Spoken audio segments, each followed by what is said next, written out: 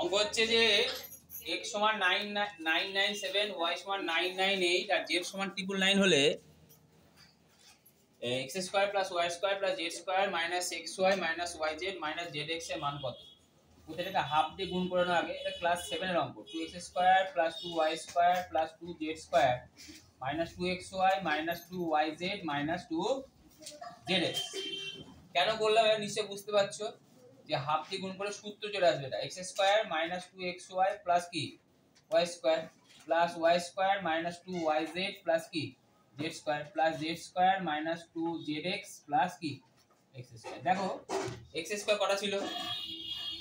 কটা? দুটো। y square কটা ছিল? দুটো। z স্কয়ার কটা ছিল? দুটো। তাহলে দুই দিয়ে কেন গুণ করলাম বুঝে গেছে? শুধু সূত্র আনার জন্য। দুইটা এমন ছিল না, তাহলে দুইটা আনলাম, তাই না 1/2 দিয়ে কি করলাম? এটাকে গুণ করলাম। এটা মাথায় রাখতে হবে, অঙ্ক হবে না। তাহলে এটা কার সূত্র? x মাইনাস y এর whole square plus y minus z এর whole square plus z minus x এর কি হোল স্কয়ার। এবার হাফ দিয়ে গুণ করার পরে x এর মান কত?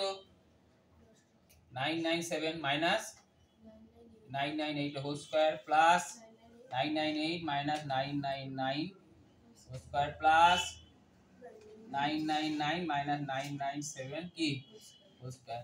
তাহলে কত হলো?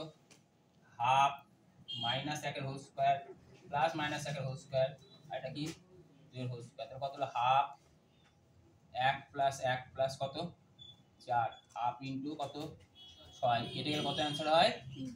3। বুঝতে পারলে?